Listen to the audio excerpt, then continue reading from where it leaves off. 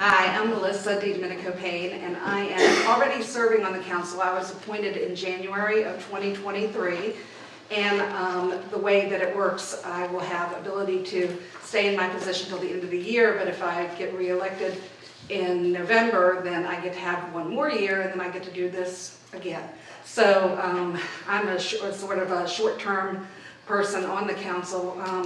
I have lived in Front Royal, in or around Warren County for nearly half a century. We moved to Virginia from New York in 1971, and as I've told some groups, I can still remember in my grandmother's house getting a glass of water out of the sink and having things floating in it because Avtex was going on, and there was a lot of pollution, and a lot of people who are graduated, oh, I'm that fast? Come on, George. No way. Sorry. Was it really a minute? A minute. Oh my gosh, okay. Gotta be fast. All right, so next is Connie Marsh. Okay, well, I feel like I'm the uncandidate here because I didn't come out of anybody's cookie cutter. I won't win any prizes for being long life in Front Royal. Only been in Front Royal since 1995. My mom moved here in 1980, and it took me that long to persuade my husband to move here. I always said I'd never run for public office because I have to meet you 5 times before I remember your name and face together. But nonetheless, when the people in the Warren County Republican Committee approached me and asked me to run for the town council, I heard the call of duty and I responded. I grew up here in the call of duty. I grew up in the Navy. Probably lived in 25 houses in my life, the best of which, by the way, I must say, was built by Wendell Hatcher. And I don't know if you all know him, I think you should, but he built the house we live in, and I love him dearly. I graduated from high school in New York, college in South Carolina, got a master's degree in Cork, Ireland, and will tell you more about myself when I get the chance. And you can see www.conniemarshter.com to find out more. All right, and finally we have Glenn Wood. Thanks to the Warren County Builders Association for sponsoring this forum. I was born and raised here, graduate of both Warren County High and Lord Fairfax Community College. I later earned my bachelor's degree in management and organizational development from EMU. I'm also a graduate of the LEAD Virginia program. Married to Amy for 45 years with 2 wonderful children and 3 amazing grandchildren.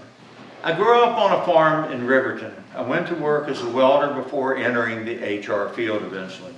I know what hard work is. I retired after 50 years in manufacturing, where we have to look for ways to be more efficient, or making a job easier, or making a job that safer. I never have run for public office, but I've led many organizations while volunteering in my community for over 20 years. As a nonpartisan candidate, I will represent all citizens to help shape our future as your council person.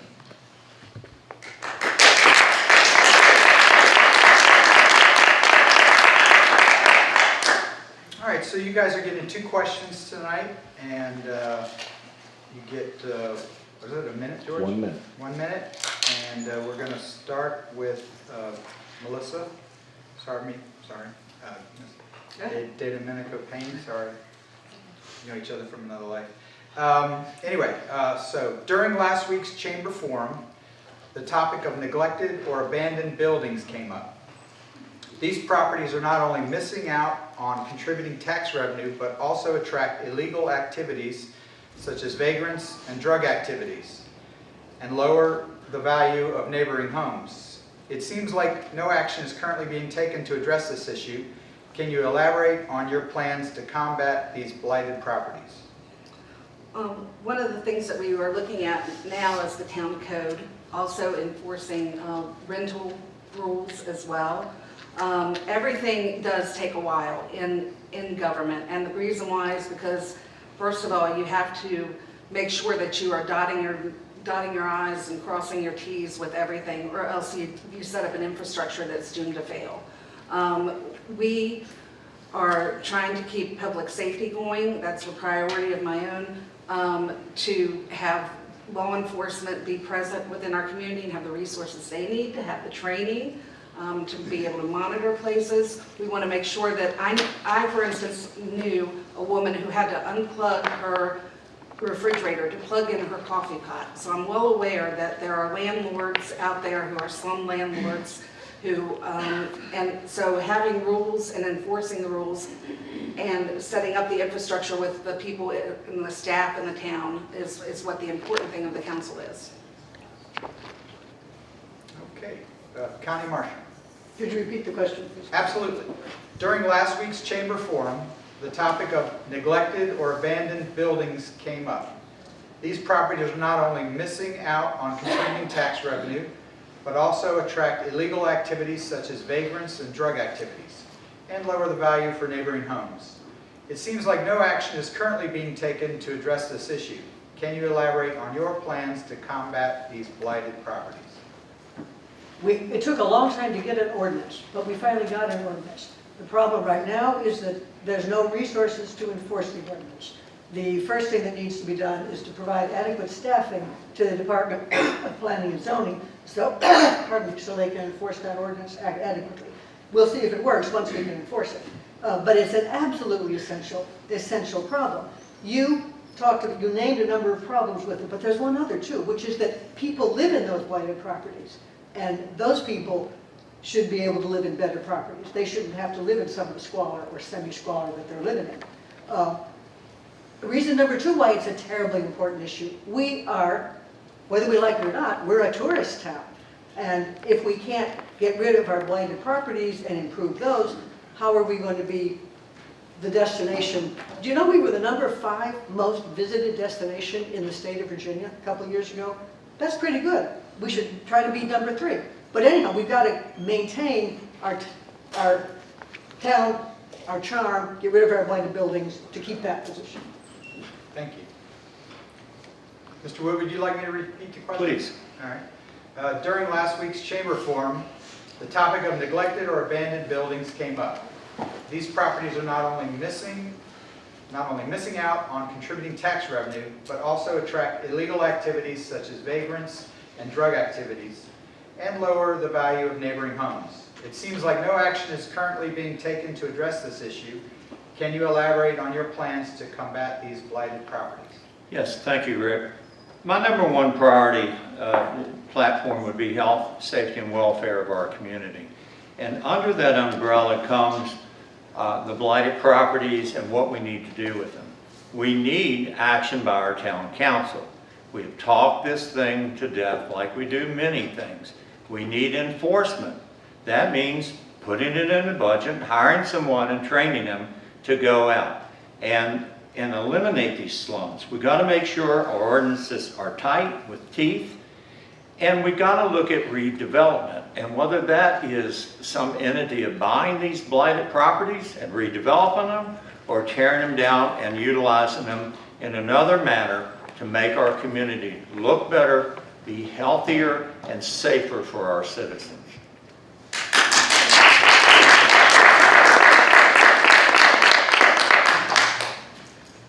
Okay, Mrs. Marshner, we're going to start with you this time.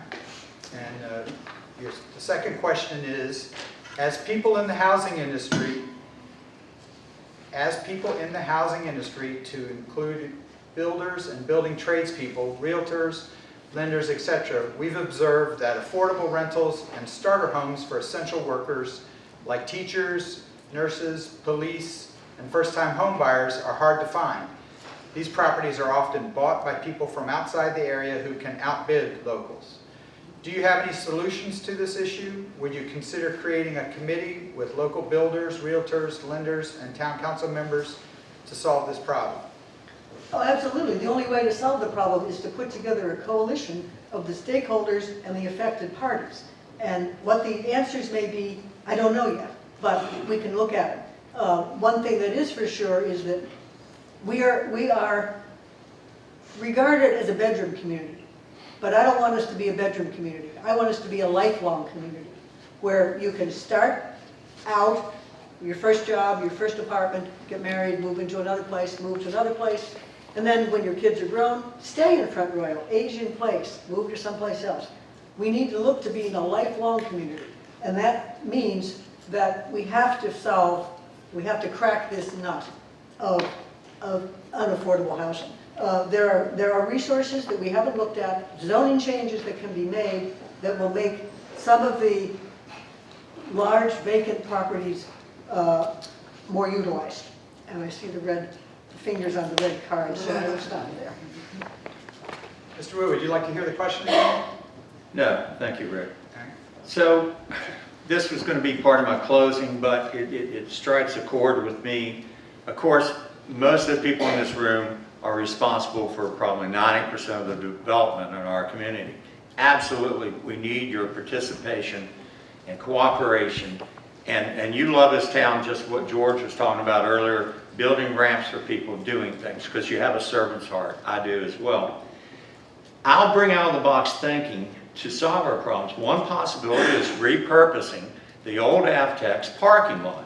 What we could do with that there on Kendrick Lane is to create home ownership of housing, whether it be duplexes or condominiums, and our local builders, along with groups like Habitat for Humanity and other groups, can help us establish this redevelopment. But we have to have housing for the people who earn $50,000 and less, where they can have home ownership.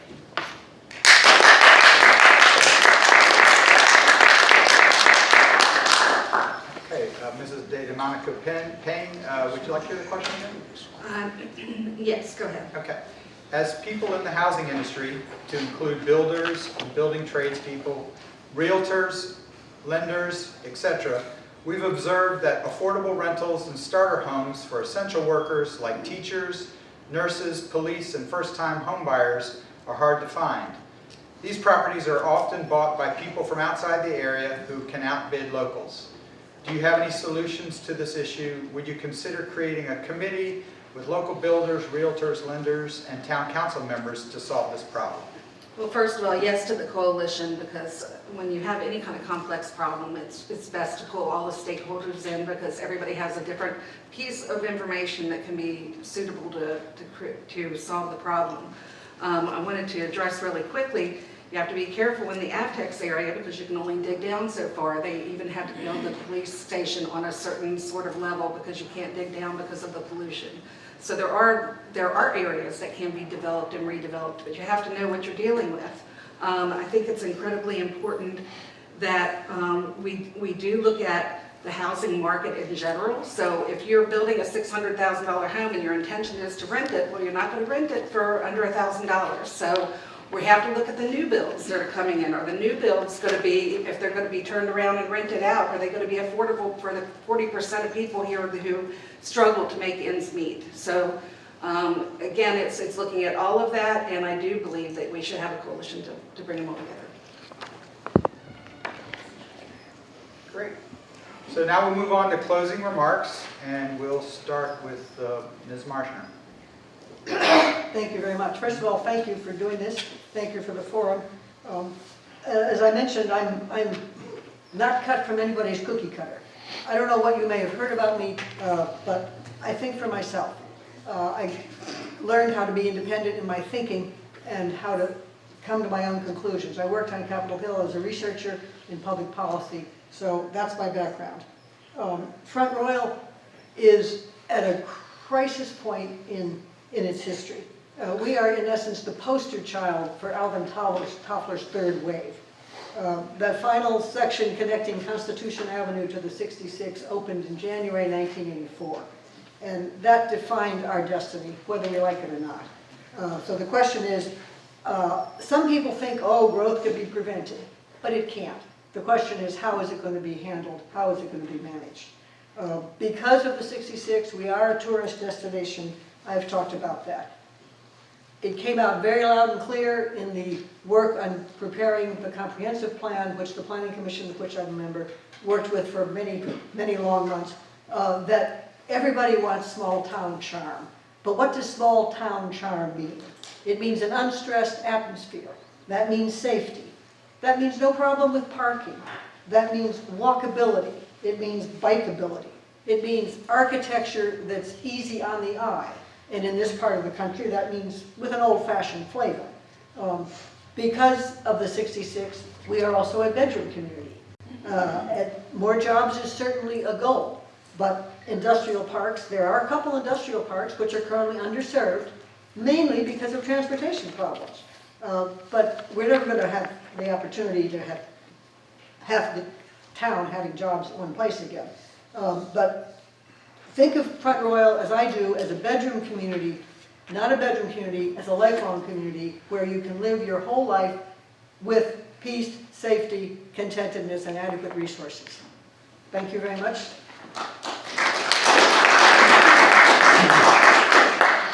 Mr. Wood. Thanks again, Rick, for moderating this. I live here and I'm passionate about our community and its future. In serving on our town's planning commission, I research the issue, read staff reports. We investigate by performing a site visit and then bring the information to our meeting. We listen to our staff, we get public input, we discuss it and come to a conclusion and vote on the issue. That's how I think, and that's how I will make decisions as a town council person. With my extensive leadership in starting up 3 new plants, I will use my years of business experience for the town. We have a great town staff and we must not micromanage them. My human resources background does ensure a balanced people-first approach. I will look in whatever topic for a win-win cooperative approach. Part of this I've already said to you, but one thing I fully believe is our builders need to be able to develop properties without undue roadblocks. Sitting on the planning commission, we have sent things to our council. The commission is there to serve the council, and yet the council sometimes overrides the commission in their wisdom. And this is going to come back to haunt them, and I'll make a prediction. You're going to see something about that real soon. I understand our issues. I pledge my commitment to work for the health, safety, and welfare of our citizens. To that end, I want to eliminate blighted buildings, the slums our current citizens live in. I support small businesses, industry growth, the creation of jobs keep our tax low. Want to learn more about me? www.glenwoodva.com. I humbly ask you for your vote in this election. Thank you.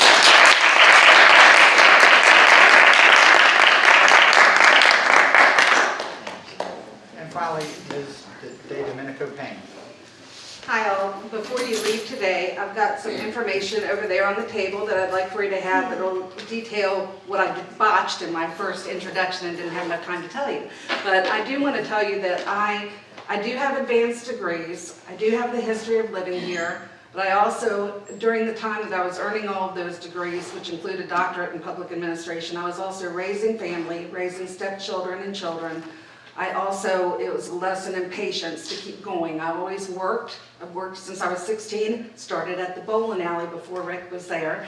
And so I know about hard work. I also married into a construction family. So my father-in-law did, rest in peace, he did concrete for years. My husband did tile. I know how you struggle. Thank God we got him out of that, but I know how you wait for checks, how you have to hassle people for your money, how you have to how you go into projects thinking you've got one problem and end up with 5 that you've got to take care of. So I know that when we're talking about these dilapidated buildings, a lot of times builders are not that keen on it because they know that when we go in to do a renovation, that's way more difficult than a new build. So we have to look at ways that maybe we can find less expensive new builds in our community that, again, are affordable for the people who live here, but also allow money for the folks who are building. I do have a long career in public service. I worked for about 26 years in nonprofits and leadership positions, and I also work in higher ed now doing grants. So I do look at contracts. I know that again, at times, our town council can look like they are just completely, spinning wheels and not going anywhere. But part of that is maybe between the time that we began the process, we began to hear public input and we get further information. And it's always good to hear what the public has to say. And I think as builders, if you're experiencing difficulties with, getting planning and zoning to be responsive, getting your permits, any of that stuff, please, take advantage of the opportunity you have, whether it's email, telephone, or whatever, to lean upon your council members.